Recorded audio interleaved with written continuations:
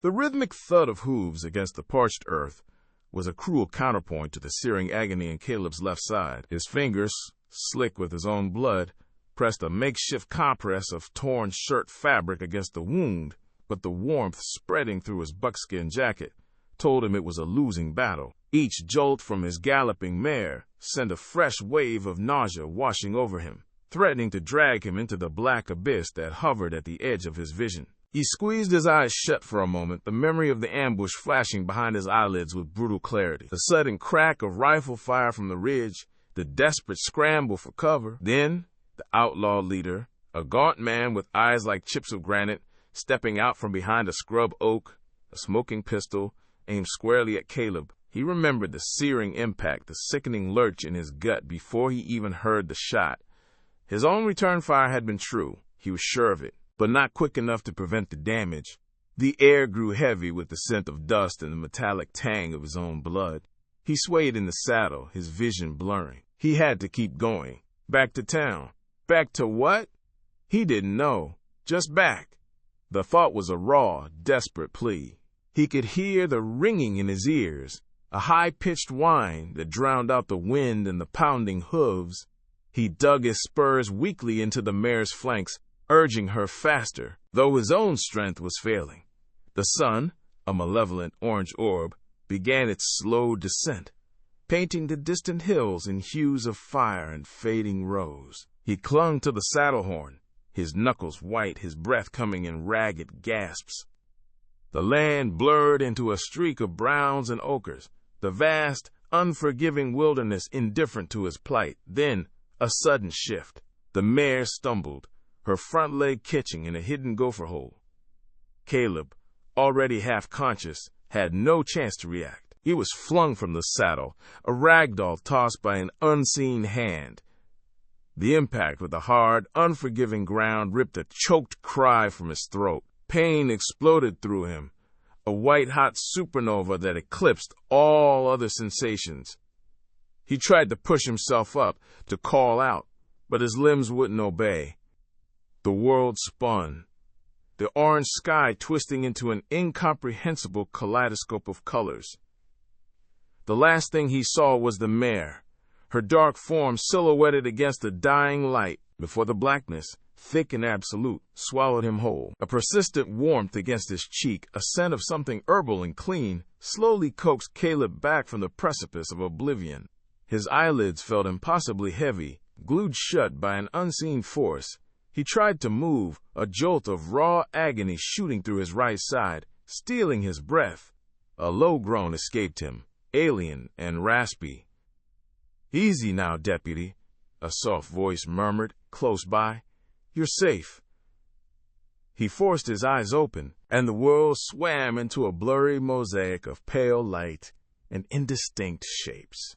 The ceiling was a rough-hewn timber, smoke-stained but sturdy. A single small window high on the wall offered a sliver of bright, unforgiving daylight.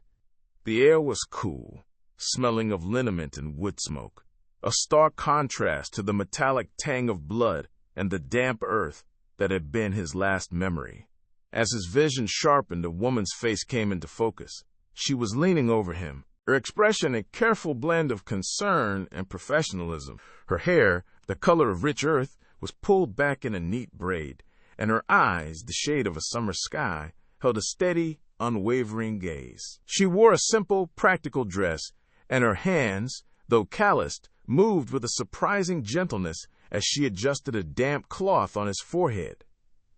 This was Elara Vance. Behind her, two other women moved quietly about the room, their movements economical and practiced. One was stirring a pot on a small cast-iron stove, while the other carefully arranged bottles on a nearby shelf.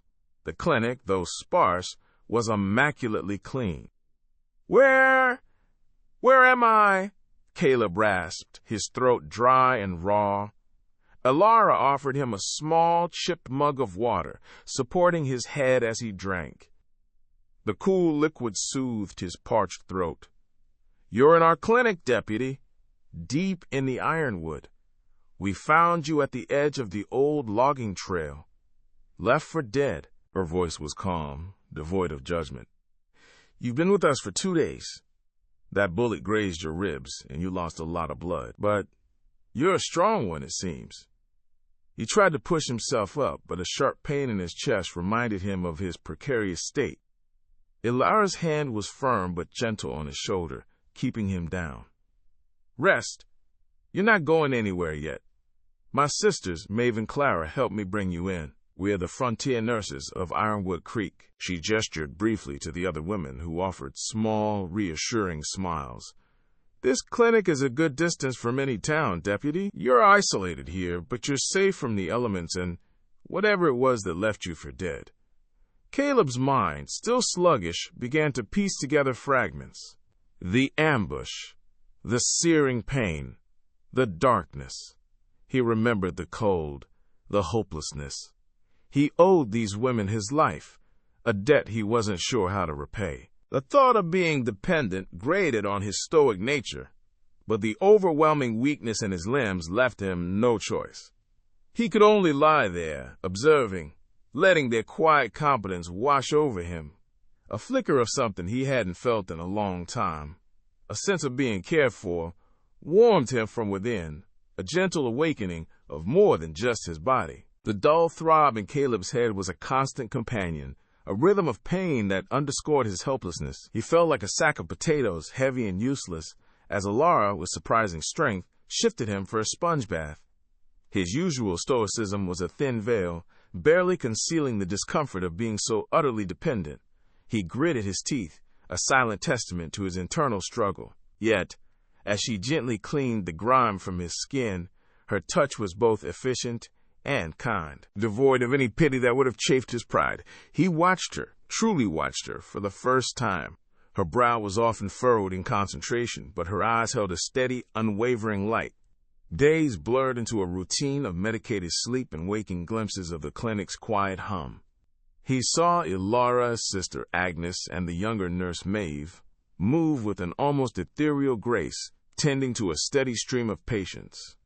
There was the old trapper with a nasty leg wound, a mother nursing a feverish child, and a young cowboy whose horse had thrown him. Each was met with the same calm competence.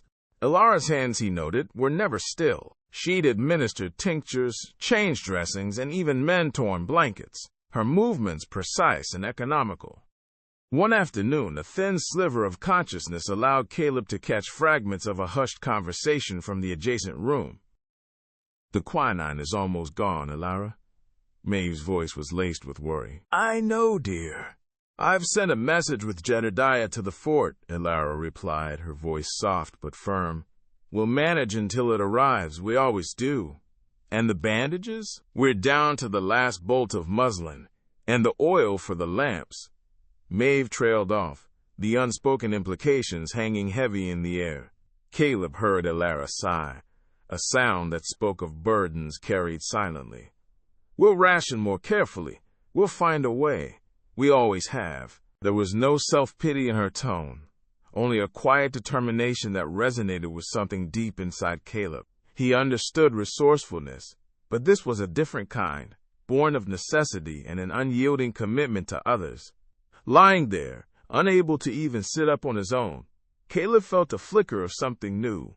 Not just gratitude, but a growing respect for the quiet strength that sustained this fragile outpost of healing. He knew, with a certainty that settled deep in his bones, that his debt to them was far more than just his life. It was a debt to their unwavering spirit, a light he now felt compelled to protect. The oppressive humidity of the afternoon finally broke, not with a gentle drizzle, but with a roar. A jagged bolt of lightning ripped across the bruised sky, followed almost immediately by a thunderclap that rattled the clinic's thin windows. Then came the rain, not in drops, but in sheets, slamming against the roof and walls with a fury that spoke of nature's raw power. Elara, her brow furrowed, hurried from room to room, checking the latches, pulling curtains tighter. The clinic, built hastily and with limited resources, was never meant to withstand such an onslaught. A chilling draft snaked beneath the main door, carrying with it the scent of wet earth and impending disaster. A low gurgle sounded from the corner of the waiting room. Elara rushed over, her heart sinking. A dark stain was spreading rapidly across the wooden floorboards, a testament to the storm's relentless assault on the clinic's foundations. Water. It was seeping in, threatening to inundate their meager sanctuary. Caleb, who had been resting in the small cot in the adjacent room, heard the commotion. His ribs still ached, a dull throb that intensified with any sudden movement, but the sound of Elara's distressed gasp was enough to propel him upright. He pushed himself off the cot, a wave of dizziness washing over him, but he forced himself to stand. "What is it?" His voice was hoarse, but steady. Elara turned, her face etched with worry. "The water? It's coming in, Deputy, faster than I can stop it." She gestured helplessly at the rapidly expanding puddle. Without a word, Caleb moved. He wasn't at full strength, but his mind was sharp, assessing the situation with the practiced eye of a man used to crisis. He spotted a stack of old blankets near the stove. "Fetch those, and anything else absorbent you can find," he instructed, his gaze already scanning for potential weaknesses. Elara, surprised by his sudden authority, didn't hesitate. She gathered the blankets, her movements swift and efficient. Caleb, meanwhile, knelt, wincing slightly as his injured side protested. He began stuffing rags into the crevice where the water was most actively seeping, his fingers cold and clumsy, but determined. He then directed Elara to place the thicker blankets along the base of the wall, forming a makeshift dam. The wind howled, a mournful cry that seemed to mock their efforts. Rain continued to lash against the building, a drumming symphony of destruction. More water began to appear, not just in the waiting room, but in the small examination area. Caleb, pushing past the pain, moved with a relentless purpose. He dragged a heavy wooden trunk, positioning it against a particularly vulnerable section of the wall, hoping its weight would buy them time. Elara watched him, a flicker of admiration in her eyes despite the fear tightening her chest. He was pale, his movements stiff. Yet he worked with a quiet tenacity that belied his lingering weakness. The clinic, their haven, was under siege, and Caleb, the quiet stranger they had nursed back to health, was fighting to protect it alongside them. The rhythmic thud of hooves, unusually hurried and urgent, fractured the afternoon's brittle calm. Elara, stirring her simmering gruel, looked up, a crease forming between her brows.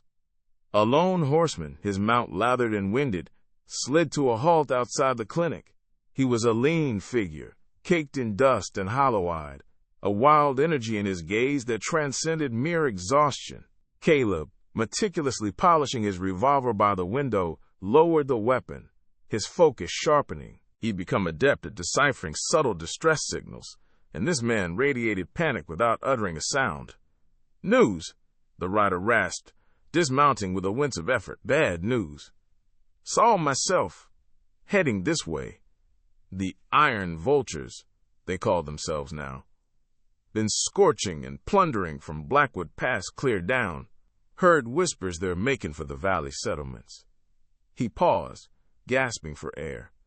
"Overheard 'em talking about a doctor or some kind of nurse outfit that might have supplies they need." A cold knot tightened in Elara's gut. The Iron Vultures. The very name conjured images of predatory talons and insatiable hunger. Caleb's jaw tightened, a familiar, grim resolve settling over his features. "The leader?" he inquired, his voice low. "A man with a scar left side of his face, like a lightning bolt?" The traveler's head bobbed emphatically. "Aye, that's him. Black Bart, they call him. Meanest brute I ever did lay eyes on. And he's got a score to settle, they said. Something about a deputy who slipped away clean after a shootout near the old mill." Elara's eyes darted to Caleb, a sudden, chilling comprehension dawning. Black Bart, the very man who had planted a bullet in him, leaving him for dead. The outlaws weren't just a random menace. They were coming for him, and by extension for the clinic. Fear, sharp and icy, pricked at the two other nurses who had gathered in the doorway, drawn by the commotion. Whispers of, "What will we do?" and They'll burn everything, filled the confined space. Elara felt it too, that primal instinct to flee, to protect their meager haven. But Caleb remained unyielding. He strode to the clinic's robust oak door, testing its frame with a deliberate hand. "They won't burn anything," he declared, his voice stripped of emotion, yet ringing with unwavering steel. He met Elara's gaze, a quiet determination burning in his eyes. "Not while I'm here." He turned to the traveler. "How many?" "At least a dozen. Maybe more," the man stammered, still winded. "And they're well armed." Caleb nodded slowly, his mind already calculating, assessing. He surveyed the small, vulnerable clinic, then returned his gaze to Elara, a flicker of something almost tender in his usually impassive eyes. He would not permit them to defile this place. He would not permit them to harm her. The lanternlight flickered, casting long, dancing shadows across the clinic's small common room. Elara, her hands clasped tightly, watched Caleb as he unrolled a crudely drawn map across the worn wooden table. The other nurses, Sarah and Margaret, huddled close, their faces etched with a mixture of fear and reluctant curiosity. "They'll be here by morning," Caleb stated, his voice a low rumble. He tapped a point on the map near the dusty trail leading to the clinic. "Outlaws, they don't like surprises. They like easy targets. Predictability." His gaze swept over the worried faces. "We're going to give 'em a taste of the unexpected." Elara's brow furrowed. "Unexpected how, Deputy? We have no weapons, no defenses to speak of." Caleb met her gaze, a glint in his usually stoic eyes. "I spent years tracking men like them. I know how they think, what spooks 'em." He pointed to several spots on the map. "We'll set up warnings, false ones, and booby traps, dummy ones, enough to make 'em think twice, to slow 'em down." Sarah gasped, her hand flying to her mouth. "Booby traps! Isn't that dangerous?" "Only if they're real," Caleb clarified, a faint, almost imperceptible smirk playing on his lips. "These are for show, to plant doubt, to suggest we're more prepared than we are." He picked up a length of twine. "We'll string this across the path here, attach some empty cans, a tripwire that only makes noise, and these." He pulled a handful of small, sharp stones from his pocket, scattered where they'll make a crunch underfoot but no harm. Elara, despite her apprehension, found herself drawn in by his quiet confidence. She saw the logic in his unconventional approach. "What about the clinic itself?" "Perimeter," Caleb replied, his focus already shifting to the next task. "We need signs. Hand-painted, something menacing. Stay back, armed guards. That sort of thing. Crude but visible." He handed Elara a brush and a piece of scrapwood. "Think you can manage a convincing skull and crossbones?" A flicker of a smile touched Elara's lips.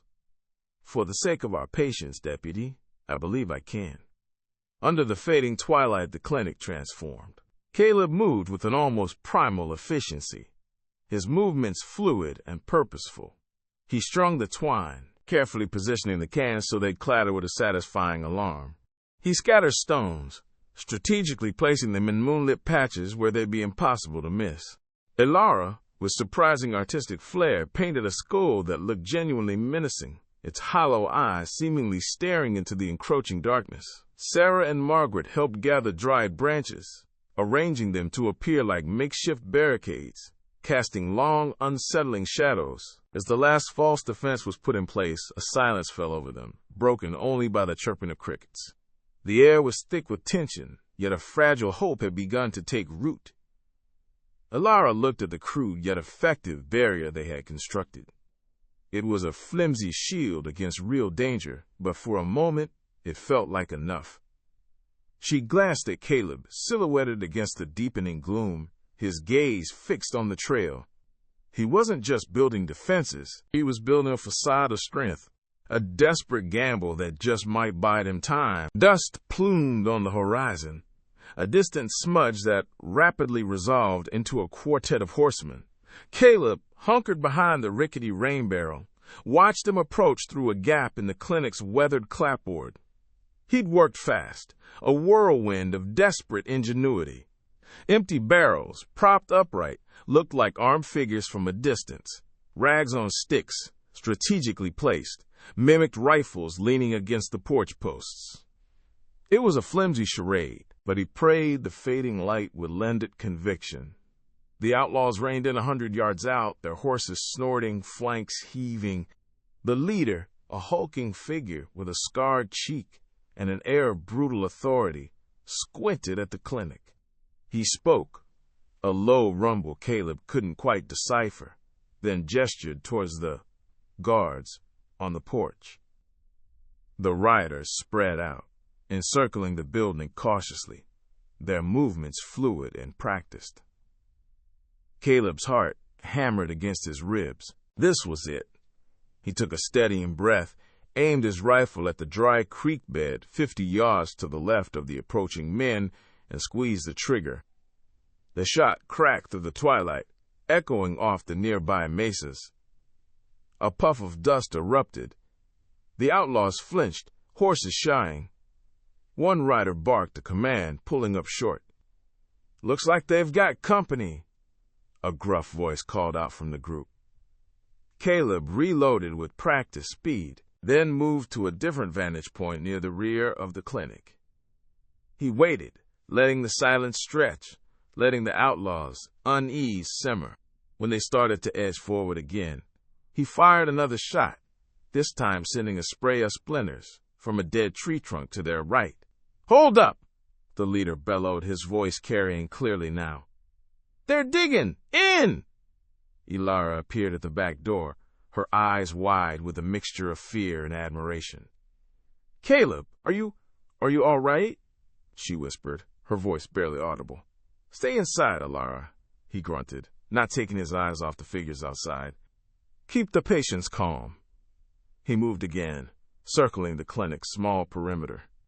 From a different angle, he lobbed a small rock tied to a length of rope onto the corrugated iron roof. The clang resonated loudly, suggesting movement, a patrol above. The leader cursed. "They're swarming the place. How many men you reckon they got in there?" Caleb risked a glance at the outlaws. They were huddled, their heads together, confusion palpable in their posture. His bluff was working. For now. He needed to maintain the illusion, to make them believe the clinic, a beacon of healing in the wilderness, was a fortress.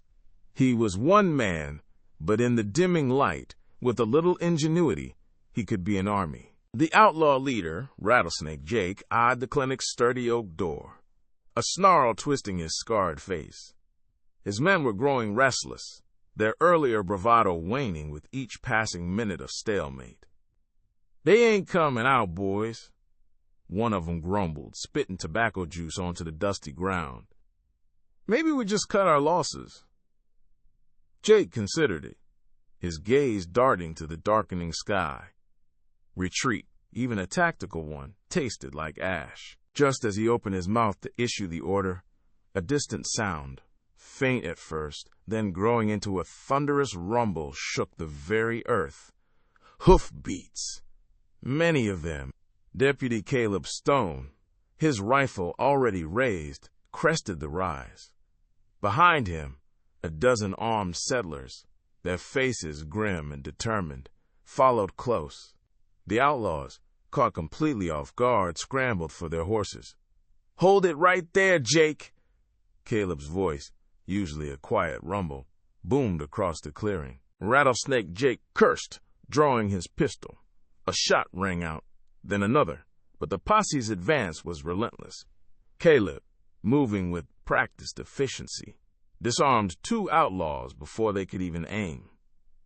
The skirmish was swift, brutal, and mercifully brief. Within minutes, the remaining outlaws were disarmed and bound, their bravado replaced by a sullen fear. The clinic door creaked open. Elara, her face pale but resolute, emerged, a lantern held high, her eyes wide with a mixture of relief and concern, swept over the scene, finally settling on Caleb. A small, almost imperceptible nod passed between them. The other nurses, guided by Elara's calm directives, began to assess the minor wounds among the posse. A graze on old Manfred's arm, a bruised cheek for young Billy. Elara cleaned and bandaged with steady hands, her focus entirely on her patients. Caleb watched her, a strange warmth spreading through his chest. He saw the resilience in her movements, the quiet strength in her gaze. He felt a rare, unfamiliar stirring of gratitude. He wanted to say something, anything, but the words stuck in his throat. Instead, he simply tightened his grip on his rifle, his resolve hardened. The clinic and the women who ran it were safe. For now, that was enough. The last splinter of pain had receded, leaving Caleb with a quiet hum of returning strength. He found Elara sterilizing instruments by the flickering lamplight, her brow furrowed in concentration. The air smelled faintly of antiseptic, and something sweet, perhaps the herb she'd used in his poultices. "I'm staying," he stated, his voice a low rumble in the small, warm room. Elara paused, her gaze lifting to meet his. Her eyes, usually so practical and focused, held a flicker of surprise, then something softer. "Caleb, you're well enough to ride. Your duty." "My duty is here," he interrupted, the words feeling right. "Solid." He gestured vaguely around the clinic, to the cots, the shelves of tinctures, the worn wooden floorboards that bore witness to so much suffering and healing. "Someone needs to watch over this place. Over you three, so you can keep doing what you do." A faint smile touched Elara's lips, a rare, genuine curve that eased the lines of worry etched around her eyes. "It's a big commitment, Deputy. We don't have much to offer." "I don't need pay," Caleb said, shifting his weight. "Just a corner to sleep in and a purpose." He hadn't realized how much he'd missed having one until these past weeks. The raw vulnerability of the nurses, their unwavering dedication despite the constant danger, had stirred something deep within him. He'd seen the fear in their eyes when he was brought in, the quiet determination that followed. He could be that bulwark. The next morning, the clinic hummed with a new rhythm. Caleb's presence was a palpable, reassuring weight. He mended the sagging fence, his practiced hands strong and sure. He patrolled the perimeter at dusk, his rifle a familiar extension of his arm, his senses sharpened by years on the frontier. He wasn't just a guard. He was an extension of their mission. He chopped firewood with an almost meditative focus, the rhythmic thud of the axe echoing through the crisp morning air. When a nervous prospector arrived with a gashed hand, Caleb was the one who met him at the door, his calm demeanor immediately diffusing the man's panic before he even stepped inside. Elara watched him from the clinic window, a small, knowing smile playing on her lips. He moved with a quiet efficiency, his stoic exterior belying a deep-seated protectiveness. He rarely spoke, but his actions were eloquent.